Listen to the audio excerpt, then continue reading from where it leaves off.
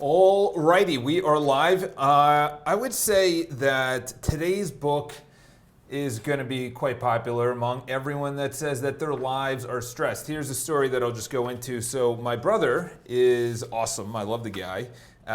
I just saw him for Easter, and he just said that his life, and he's the COO of a very big bank globally, and he's not the actual COO, he's the COO of the Americas, and it's a German bank. You could pretty much just guess which one it is after that. So he's pretty high up there, and he's stressed out. And the reason I put in quotes is that there's a lot of stress on him, but as we'll talk about here, is that the world is only made up of really two things. Number one is, and this is just history in general, whether it's the animal kingdom, whether it's war, whether it's relationships, whether it's business, there's a challenge and then there's a response, and that's it. Everything could be boiled down to those two things. There's a challenge, which is it's a really bad marketplace. Your girlfriend breaks up with you. Your doctor says that you're sick, or something happens in your life, and then there's a response. You know, someone attacks you or someone says something bad to you. What's your response? Do you get just anxiety and you say, what's going on? Or do you say, I'm going to get back at them? Or do you say, I'm going to get better than them? Or are you going to say, I'm not going to have any response, it's not big enough for me? So it's really about what's the challenge in your life, which people now label as stress. Okay, back in the day, it was, I'm someone's prey on the animal kingdom, and I'm also a predator. So in other words, we're looking to hunt back in the day. So that was our challenge. I'm hungry. What's your response? Go and hunt. Or I'm someone's prey. The challenge is something's chasing me. What's my response? Run away. That's what life comes down to. This is the thing. Nowadays, we put everything as stressful. We just say, something happened in my personal life, or something happened in my business life, something happened with my bank account, or I'm injured, or whatever the case is. We then say, we put everything, we label everything as stressful. That's stress, that's anxiety, that's depression. That's something that I should just huddle in and not have a good response. In other words, that's not good, okay? And we'll go into not only the biggest tips, but this book, which was written, I think in the early 90s, literally goes over that stress is good, okay? Stress on a muscle builds the muscle. Stress on your body builds you to a capacity that you can now overtake or overcome anything else in your life that's a little bit more challenging. If I literally coddle you through your whole life and then I put you in a stressful situation, you're gonna freak out. But what if you had a really tough childhood and you build up this immune system, and I'm not talking about your actual physical immune system in your body, but I mean this immune to take on challenges or to take on stressful events, challenges in your life, and then you have a response that says, I'm better. Here's the example that I give from my own personal life, which is, I don't like when people compliment me. I like when people say, Charles, you can't do it. When people say, Charles, you can't do it, that's when I say, you know what? Here's my response. I'm going to go do it. I'm going to do everything in my willpower to prove you wrong. That's my response. Some people say, I need that confidence boost. I need that you're able to do it kind of thing. So there was actually, and I'll dig into this, I don't know it was a while ago when I first read it, and it didn't make any sense.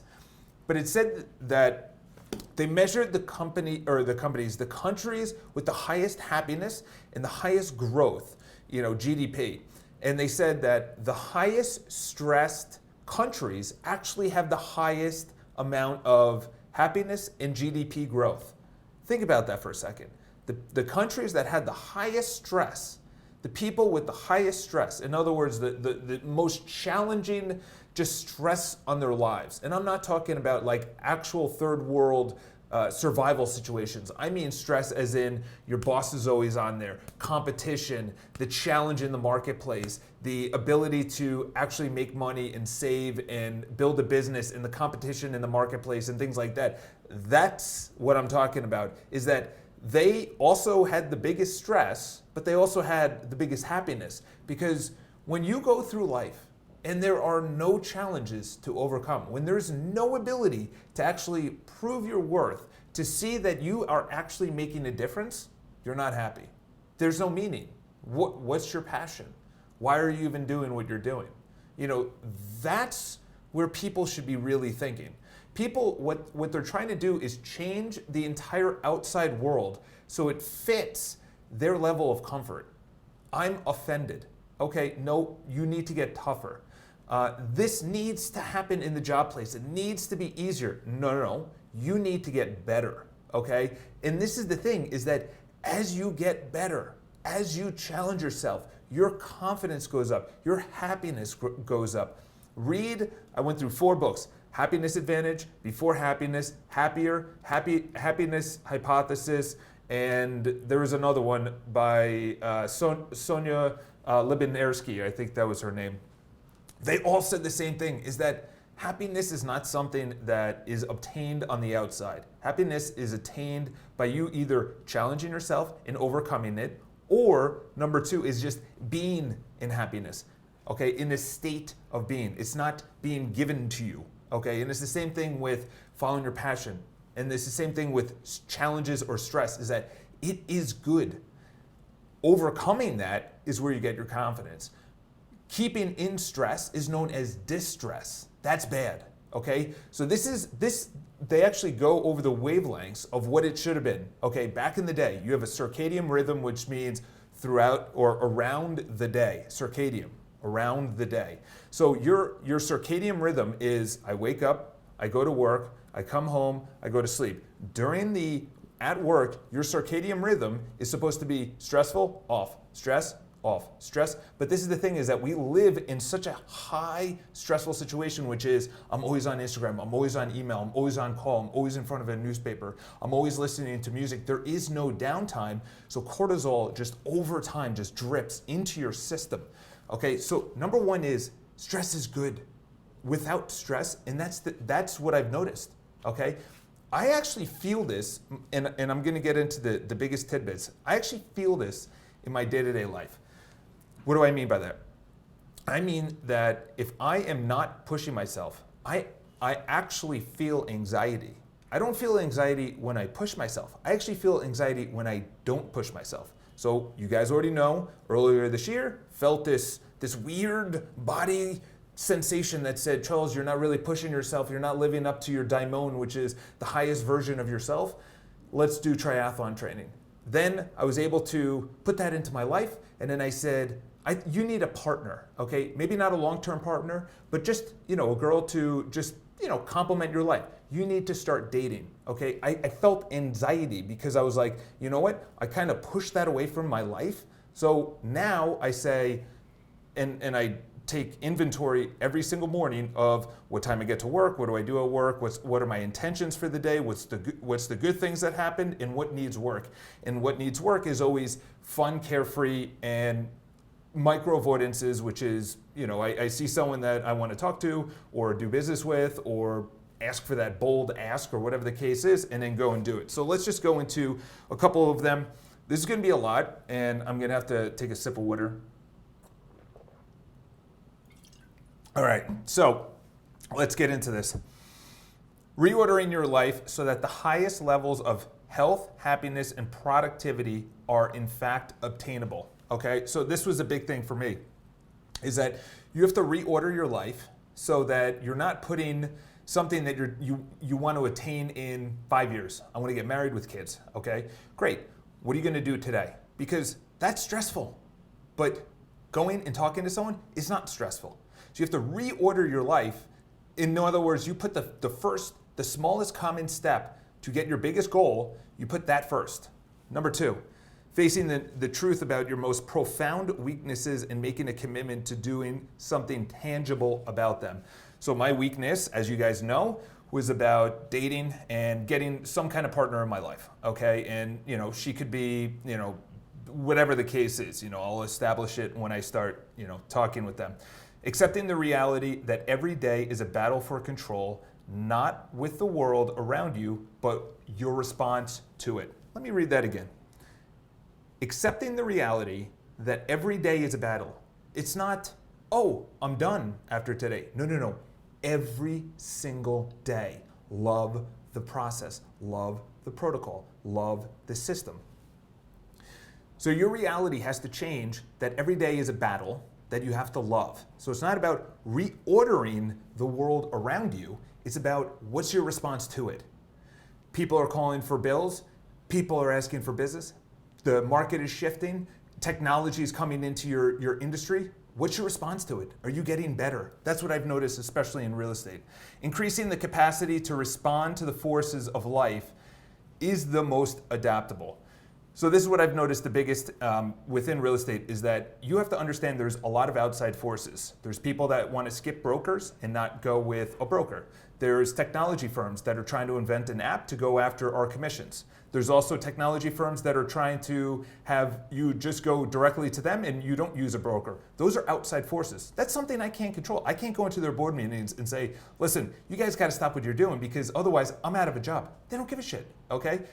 So I had to adapt and say, okay, that is a reality. People are going to try and skip a broker. So go around a broker. Think of it as a travel agent. Think of it as a stockbroker. You could just book your trip online or you could just buy stock online. What's the difference about buying a home? Obviously, it's a little bit more expensive. This is one of the most important points right here. Getting comfortable with change is the only constant in life, okay? He actually says corporate life, so he calls it a business athlete. Okay, because that's really what it is. You have to prioritize your health, wealth, business, everything around your corporate life. But listen to this, getting comfortable with change. Change is the only constant in life. You have to be comfortable acknowledging and respecting the interconnectivity of all things. This is where about 6 years ago I said lifestyle. Real estate is a lifestyle. It's really what it is, okay? I can't wake up and be tired and make phone calls. I can't wake up, be cranky because of something that happened in my relationships with my family, my friends, my finances, the IRS, whatever the case is. I can't wake up and be comfortable if I'm not willing to respect the interconnectivity of all things. Everything is interconnected, okay, in life. Realizing that all time is sacred time. This is, I forgot where I heard it.